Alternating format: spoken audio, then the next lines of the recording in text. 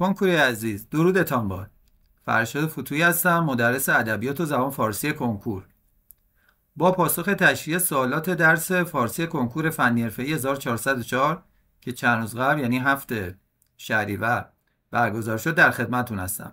این ارائه هم برای کنکوریای 1404 و هم برای داوطلبان کنکور آینده مفید خواهد بود. بعد از تشریح پاسخ هر تست، آدرس صفحات کنکور خودم که اون سوال از اونجا طرح شده مستنداً ارائه شده است. طبق پیش بینی ما که گفته بودیم به بچه‌ها 3 تا سوال اول از حفظیات داده میشه. یعنی سوال اول لغت معنی، سوال دوم املا، سوال سوم تاریخ ادبیات. سوال اول بسیار سوال ساده است، یعنی با دونستن فقط یه لغت میتونستن بچه به پاسخ برسن که ما همیشه میگیم 1 ثانیه میشه تستو زد. اونم چریغ آفتاب هست. پس وقتی داده کنف اندیشه چریغ آفتاب، ما اون چریغ آفتاب رو با توی گزینه‌ها نگاه میکنیم. فقط یکی از گزینه‌ها گفته صبح زود، یعنی گزینه 3 چریغ آفتاب صبح زود. با توجه به دونستن این ما گزینه 3 رو انتخاب میکنیم. ممکنه بپرسید چرا یه راست رفتیم سراغ چریغ آفتاب، چرا سراغ اندیشه نرفتیم؟ ببینید بعضی از کلمات بچه معانی مختلف داره. مثلا برای رد گم کنی طراح اومده اندیشه رو گذاشته، تو گزینه 2 نگاه کنید فکر رو گذاشته. الان از هر کی شما سوال کنید اندیشه رو میگه فکر، نمیگه اندوه، که اندوه معنی دیگه اندیشه است. برای هم ما میریم چرا روزه شکدار بگیریم، میریم سراغ همون چیزی که بهش مطمئنیم و اینش تو کتاب هم اومده. من به بچه‌ها 2 صفحه لغت معنی دادم به جای 20 صفحه تای کتابشون، گفتم همین 2 صفحه رو بخونید. چریغ آفتاب صبح زود توش بود، در صفحه بعد خواهید دید. آدرس هم دقیق مشخص است.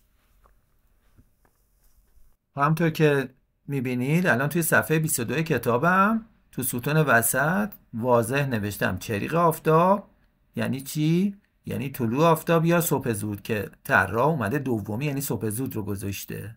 معمولا طراحا چون عادت دارن بچه‌ها کلمه اول هر لغت رو یاد میگیرن، میره دومی یا سومین معنی رو استفاده میکنه. میریم سراغ تست شماره 2. همونطور که گفتم دومین سوال همیشگی کنکور بچه‌ها املاست. ما توی املا باید بگردیم غلط‌ها رو پیدا کنیم. درست که درسته، خودشو نشون نمیده. غلطی که خودشو نشون میده. من برای بچه‌ها توی 2.5 صفحه کتابم املا رو جمع کردم و گفتم این 2.5 صفحه رو خوب بخونید، غمی نداشته باشین راجع به املا. حتی اومدم املاهای مهم رو، اهمیت دار رو جدا کردم. کلمات هم‌آوا که 2 معنی مختلف داره، مثل اینجا که ما ازش کاربردش رو در 3 تا از گزینه‌ها خواهیم دید. 2 نوع غربت داریم، 2 نوع بحر داریم، 2 نوع فضا داریم. اینا رو تو کتابم توضیح دادم برای بچه‌ها. و در قسمت دوم املام که تو همون 2.5 صفحه هست، کلمات رو بر اساس نوشتن‌ها و املای مختلف، مثلا این که 4 تا ز داریم، ز و زال و زاد و زا، 2 تا س داریم، سین و صاد و اومدم اینا رو جدا کردم و واضح توضیح دادم. با توجه به توضیح من الان توی گزینه 1 ما کلمه قربت رو داریم. قربت 2 تا معنا داره. قریبه بودن قین، قربت مثل قربتن الله نزدیکیه قربت. و چون بچه‌ها احتمالاً معنی این رو ممکنه متوجه نشن، ما بهشون گفتیم خب بریم اول سراغ گزینه‌های دیگه، اونایی که واضح تره، شاید این گزینه صحیح ما بشه. بیایم توی 2 رو نگاه کنیم. 2 رو تا نگاه می‌کنیم کلمه بحر رو می‌بینیم. بحر غلطه. چرا غلطه؟ چون وقتی میگه از بحر تو، بحر 2 تا معنا داشت، دریا و برای. اینجا کدوم معنا صحیحه؟ بحر با ه 2 چشم. پس اینو غلط گرفتیم. میریم سراغ گزینه 3. توی گزینه 3 به آخرش که میرسیم میگه همه کم می تو فضایی. فضایی که اینجا به فضا ربط نداره، به افزودن ربط داره، یعنی فضا افزودن با ز هستش. پس اینم یه غلط. در گزینه 4 از استاد سخن سعدی یک بیت عربی است. ما کاری به عربیش نداریم چون واژه ها بعضیاش مشترکه با زبان فارسی. شفیع مطاع نبی کریم قسیم جسیم نسیم وسیم صفات پیامبر اسلام هستش. وسیم رو اگه نگاه کنیم میبینیم که وسیم رو غلط داده، با سین هستش، با صاد داده، اینم غلط میگیریم. خب اون گزینه 3 تا غلط پیدا شد. خود به خود گزینه 1 حتی اگه معنی قربت رو هم اینجا ندونیم میتونیم به عنوان پاسخ صحیح در نظر بگیریم. پاسخ میشه گزینه 1. با توجه به صفحه 24 و 25 کتاب اگه بچه‌ها دقیق خونده باشن، ما کلمه بحر رو داریم با 2 نوع املاش. و کلمه فضا رو با املای مختلفش رو داریم. اون ورم تو صفحه بعد املای درست وسیم رو داریم. همونطور که میبینین ما دونوسه یعنی سین و صاد رو کلمات مهم کتاب رو جدا کردیم که بچه ها موقع خوندن با هم مقایسه کنن کجا از سین استفاده شده کجا از صاد. وسیم رو اگه بچه ها خونده باشن با سین است. البته خود کلمه وسیم رو در بخش لغت معنی توی اون 2 صفحه قبلی اونجا هم آورده بودیم، یعنی بچه ها همزمان با معنی وسیم که میشد دارنده نشان پیغمبری اونجا هم این املا رو میتونسته خونده باشه. ولی اینجا دیگه تخصصی فقط ما به طرز نوشتن پرداختیم و به بچه توصیه کردیم موقع خوندن حتما با دست بنویسن که حافظه لامسه و حافظه بینایی و شنوایی هم اضافه بشه. خب گفتیم که 3 تا از سوالای حفظی هستش که معمولا سوال سوم تاریخ ادبیات، یعنی نویسنده و یا شاعر و اثرش. مثل درخت در شب بارانی از آقای استاد شفیع کدکنی هست. البته ممکنه طراح اینجا به هر حال یه شیطنتی کرده توی گزینه 2 شفیع کدکنی رو گذاشته و در گزینه 4 تخلص ایشون یعنی میم سرشک. پس عجله نمی کنیم، بریم ببینیم بعدی چیه. تیرانا از آقای مهرداد اوستاست که هر دوتا یعنی گزینه 1 و 4 رو شامل میشه، ولی با توجه به اینکه سلمان هراتی توی 1 نبود برای همین ما گزینه 4 رو انتخاب میکنیم و اصلا نیازی به کتاب سوم یعنی بخارای من ایل من از آقای محمد بهمن بیگی نیست که بچه بگن آقا بخارای من ایل من تو کتاب شما نبود. من بچه گفتم اگر شما این مطالبی که من تو کتابم هست رو بخونید حتما تست رو خواهید زد. برای همین الان بخارای من ایل من رو که از کتاب بچه های نظری هست آوردن ولی نیازی اصلا به دونستنش نبود. برای همین با دونستن اون 2 تا کتاب اول میتونستن بچه ها پاسخ تست رو یعنی گزینه 4 رو انتخاب کنن. همونطور که مشاهده میکنین تو صفحه 26 کتابم مشخصه من توی نصف صفحه کل تاریخ ادبیات کتاب رو جمع کردم، یعنی خارج از این دیگه نصف صفحه نیست. 25-6 تا نویسنده و شاعر هر کدوم هم یک کتاب.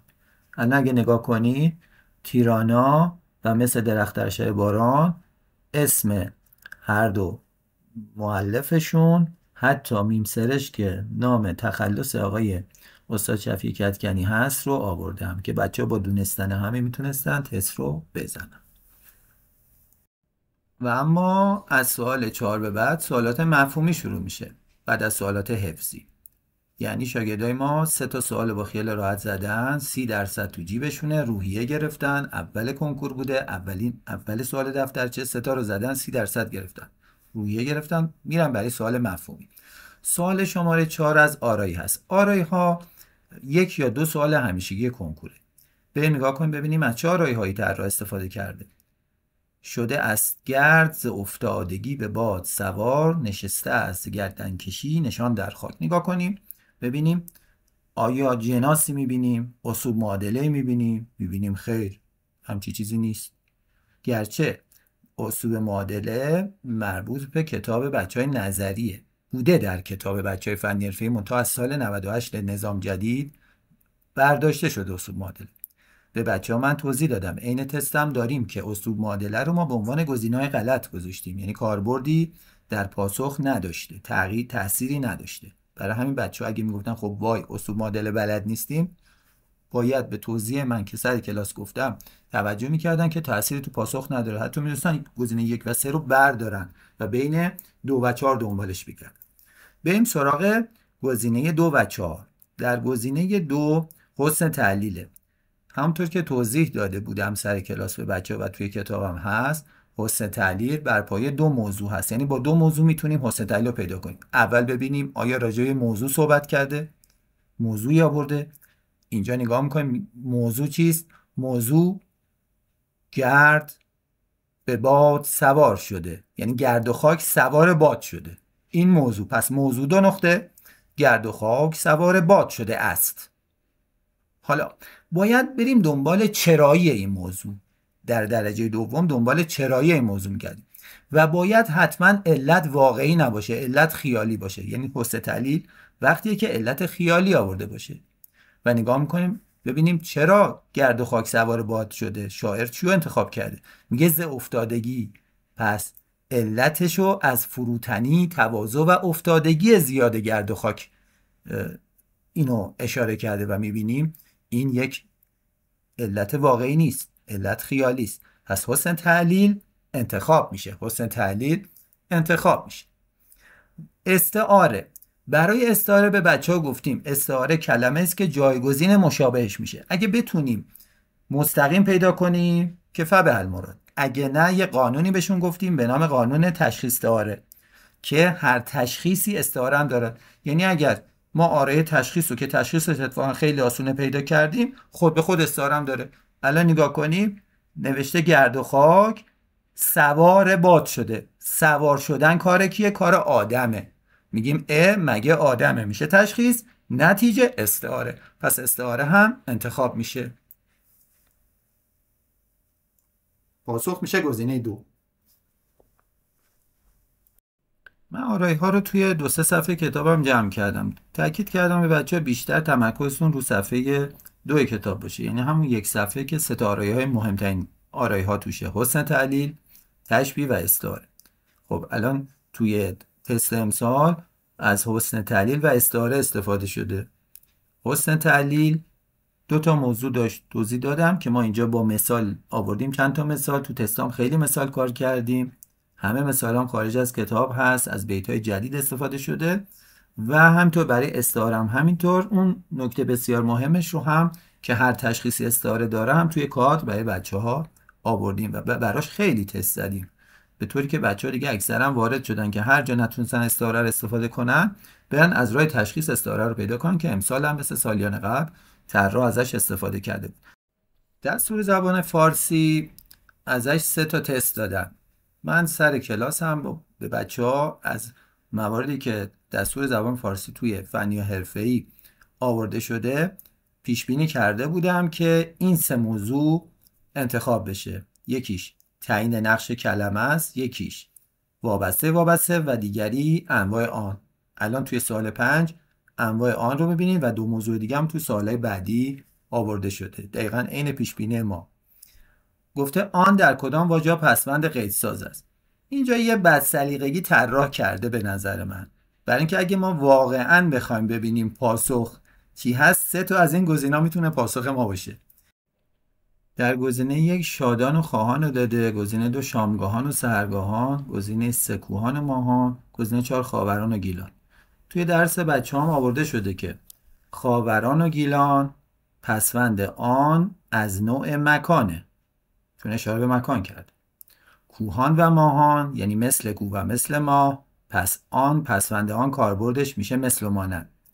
در گزینه 2 شامگاهان و سحرگاهان پسوند آن برای زمان اومده، پس این 3 تا نمیتونه باشه. بچه ها اگه 2 و 3 و 4 رو که توضیح دادیم هر کدوم رو که پسوند آن برای چی میاد، یعنی برای مکان، مثل و مانند و زمان، این رو میدونستن و علت 1 رو نمیدونستن میتونستن 1 رو انتخاب کنن. پس پاسخ گزینه 1 هست، شادان و خان. ولی اگه فنی تر بخوایم بررسیش کنیم در حقیقت اینجا طراح کنکور بدسلیقگی کرده به نظر من، چون ما در شامگاهان و سحرگاهان و در خاوران و گیلان هم قید داریم، قید زمان در 2 و قید مکان در 4. حالا اون 1 رو میتونیم به عنوان قید حالت در نظر بگیریم. برای همین میتونست سوال بهتر بود که شاید هم اصلا نیت اون کسی که این سوال طرح کرده این بود که آن در کدام واژه پسوند قیدساز نیست. یعنی اگه این سوال اینطوری بود بهتر ما به پاسخ میرسیدیم و کوهان و ماهان رو انتخاب میکردیم. ولی با توجه به اینکه حالا ما سوال رو اینجوری میبینیم، از بین قید مکان و زمان و قید حالت به نظرم قید حالت انتخابش منطقی تر هستش. حالا چرا منطقیه؟ برای اینکه شاد و خواه همینجوری قید نیستن، آنو که بهش اضافه کنیم قید میشه، ولی شامگاه و سحرگاه بدون آن هم قید هستند و اینطور برای مکان اینجوری. در صفحه 17 کتابم هم 6 نوع انواع پسوند آن رو با مثال آوردیم. تست 6 که دومین تست دستور زبان فارسیه راجع به موضوع وابسته سوال طرح شده. به بچه‌ها گفتم اگر بیت شعر دادن یا عبارت دادن، اول بگردین دنبال حداقل 3، حالا میتونه بیشتر از 3 کلمه باشه، 3 کلمه که به هم چسبیده باشه. ببینیم کدوما به هم چسبیدن. رفقا گفتن که به هم نچسبیده. طرح پیمانم که 2 کلمه است، ول میکنیم. اولیش میشه رفیق خیال پرست خود. گفتیم زیرش خط میکشن رفیق خیال پرست خود. رها کنیم تمام مرا نامزد آن کار. نامزد آن کار 3 تا کلمه به هم چسبیده، زیرش خط میکشیم. یک دانه شکوفه رو زیرش خط میکشیم. سیب بسیار زیبا رو هم زیرش خط میکشیم. ببینید گفتیم 3 کلمه اونایی که به هم چسبیده رو سوا میکنیم. الان طبق فرمولی که ما به بچه‌ها تو کتاب گفتیم 5 حالت وابسته هر کدوم اسمی داره. یک دانه شکوفه همونطور که میبینین طبق فرمول ما رعایت شده، یعنی عدد به علاوه واحد شمارش به علاوه اسم، یک دانه شکوفه. پس این میشه ممیز. عین فرمول با مثال ما گذاشته بودیم تو کتاب. سیب بسیار زیبا، اسم به علاوه قید به علاوه صفت. پس چی میشه؟ میشه صفت قید صفت. نامزد آن کار، نامزد اسم، آن صفت اشاره است، یعنی صفت بیانی نیست، صفت اشاره است، کار هم اسمه. صفت مضاف الیه تو کتابمون هم 2 تا فرمول براش گذاشته بودیم، یا اسم به علاوه صفت بیانی، یا اسم به علاوه صفتی که صفت بیانی نباشه مثل صفت اشاره به علاوه اسم، که الان این نوعش اومده. نامزد آن کار میشه چی؟ میشه صفت مضاف الیه. اما بین این 3 تا الان ممیز رو داشتیم، صفت مضاف الیه داشتیم، قید صفت هم داشتیم. اونی که نداریم مضاف الیه فرمولش هم بود اسم به علاوه اسم که اینجا نیست. ممکنه بپرسین رفیق خیال پرست خود چی شد؟ رفیق خیال پرست خود با توجه به اینکه طبق فرمولمون اسم به علاوه صفت بیانی باید میمود و خیال پرست که صفت بیانیه چون ویژگیه نمیتونه بیاد وسط و این اصلا وابسته نداره که بخوایم بررسیش کنیم. پس طبق این صحبت ما پاسخ میشه گزینه 3، یعنی اونی که نبود به کار نرفته بود مضاف الیه. خب توی صفحه 16 کتاب همونطور که میبینید یه آکولاد فشرده 5 نوع وابسته با 6 تا فرمول آوردیم. چرا 6 تا فرمول؟ چون صفت مضاف الیه 2 تا فرمول داره. الان ممیز رو که استفاده شده بود و اون وسطی یعنی واحد شمارش طبق اون فرمول میشد ممیز. دومیه جزء که پاسخ ما بود استفاده نشده بود، مضاف الیه اسم به علاوه اسم بود که استفاده نشده بود. 3 هم که صفت بود استفاده نشده بود. 4 که صفت مضاف الیه بود نوع دومش آورده شده بود، یعنی اون جایی که اسم به علاوه صفت اشاره به علاوه اسم بود. و 5می هم که قید صفته آورده شده بود که فرمولش بود اسم به علاوه قید به علاوه صفت بیانی. یکی از سوالایی که اکثرا توی دستور زبان فارسی میاد تعیین نقش کلمه هستش. ما سر کلاس 7 نقشی که توی فنی حرفه‌ای بهش اشاره شده و استفاده شده رو براشون توضیح دادیم. یعنی من توی 5 دقیقه درسی که تو 12 سال بچه‌ها یاد نگرفتن توی 5 دقیقه هر 7 نقش رو براشون توضیح دادم که این 7 نقش ما نهاد، مفعول، مسند، متمم، قید، مضاف الیه و منادا بود. الان ببینیم چیا اینجا استفاده شده. به بچه‌ها توضیح دادیم لازم نیست که اگر 4-5 تا کلمه رو زیرش خط کشیده هر 4-5 تا رو استفاده بلد باشیم. گاهی با یکیش میشه فهمید. من اومدم تو یکی از صفحه‌های کتابم تو نصف صفحه نکات طلایی که طراحا توی سالهای مختلف اون سالهای پرتکرار استفاده کردن رو براشون توضیح دادم و گفتم حتی این نکته ها از خود اصل ماجرا مهمتره. یعنی با دونستن این نکته که الان توضیح میدم بهتون میتونستن یه راست برن سراغ پاسخ درست. چطور؟ نگاه کنید. شکر به شکر نهم. خط از زیر ب کشیده شده. در ظاهر درس ما این بود بعد از حرف اضافه میشه متمم. یعنی اونایی که دقت نمی‌کردن رقبای شاگردای من بودن 99% میومدن شکر رو میگرفتن متمم، چون گفتن حرف اضافه داره. ولی من اونجا توضیح داده بودم برای بچه‌ها و حتی تو کلاس ها هم و کلاس های جنبندی هم به این نکته توجهشون رو جلب کرده بودم که این نکات طلایی رو خیلی دقت کنن که طراح ازش استفاده میکنن.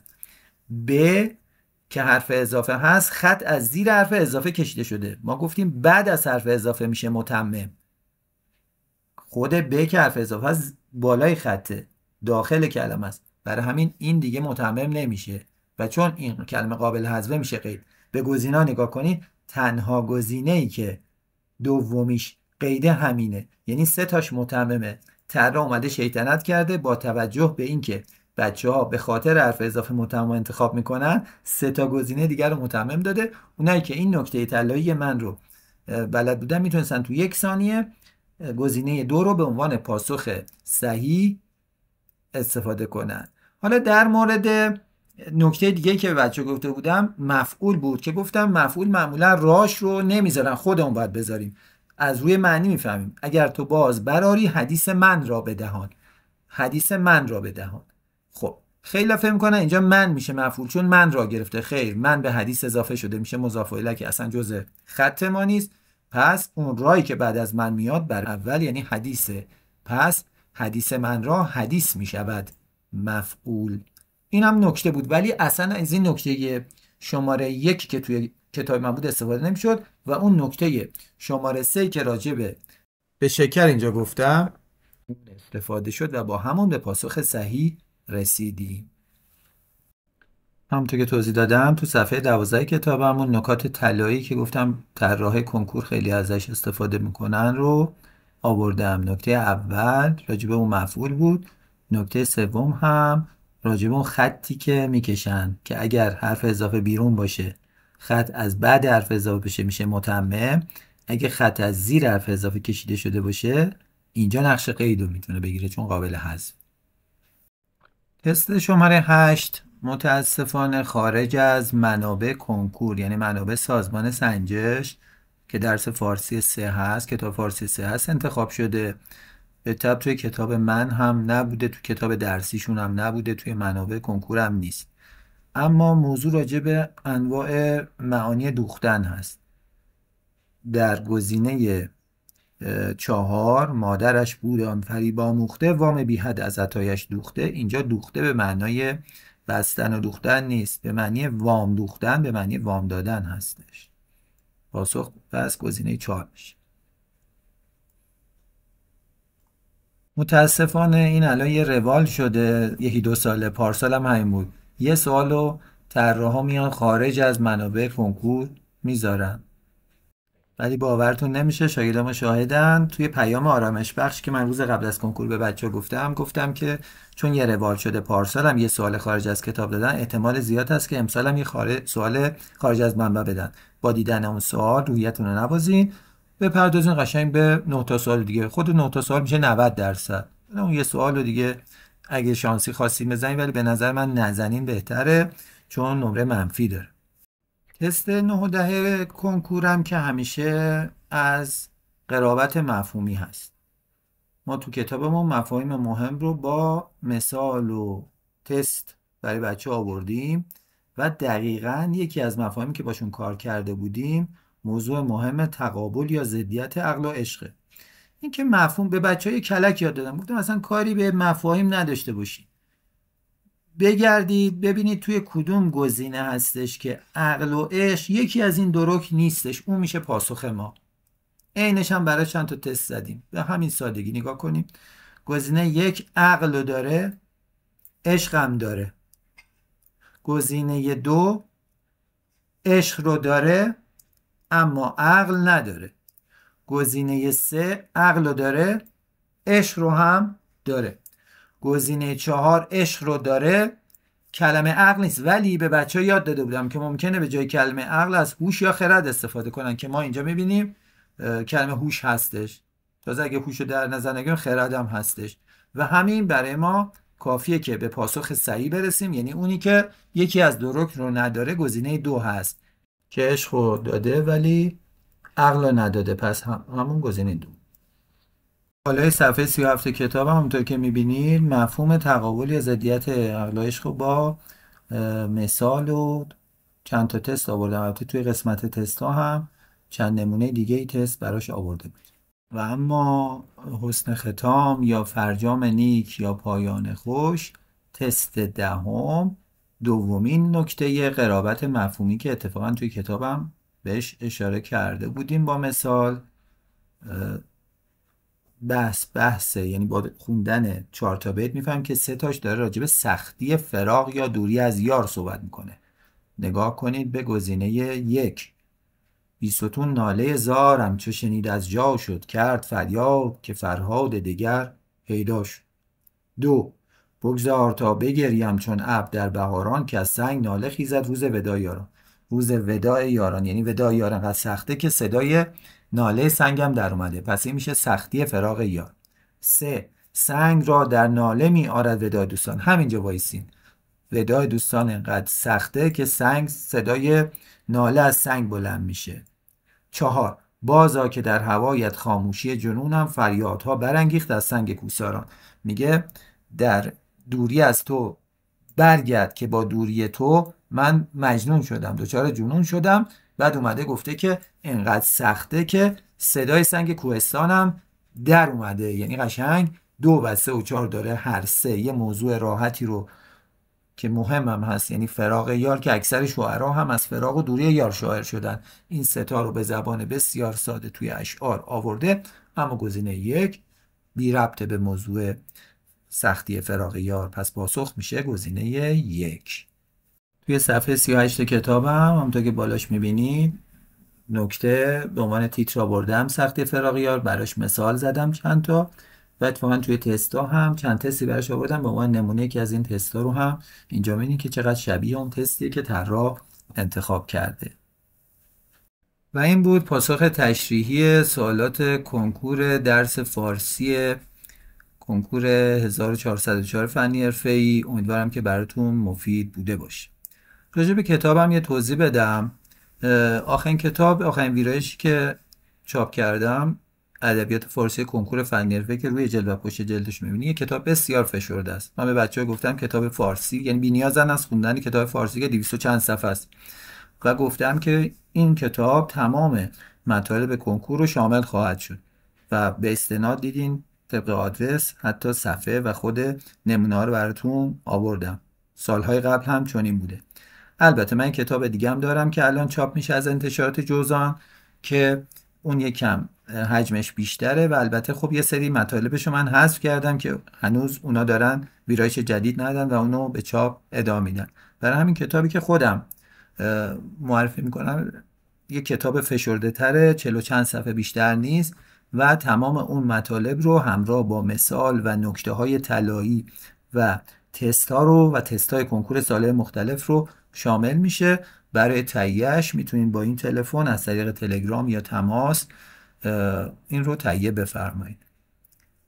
پیروز باشید. ارادتمند فرشاد فتوحی، مدرس کنکور که از سال 1367 سابقه تدریس من هست و از سال 1385 در خدمت بچه‌های هنرستان هستم. اولین کتابم بچه انتشارات فارابی میدون انقلاب منتشر کرد که الان از اون سالها میگذره، اون به چاپ 12 13 که رسید بعد دیگه اونو کنار گذاشتم. کتاب بعدیم انتشارات جوزان و این کتاب که برای تهیه‌اش میتونین مستقیم با خود من تماس بگیرید. برای عضویت در کانال تلگرامیم یا اینکه برای تدریس در کلاس‌های حضوری یا آنلاین اگر سفارشی دارید میتونید با این تلفنی که من گذاشتم تماس بگیرید.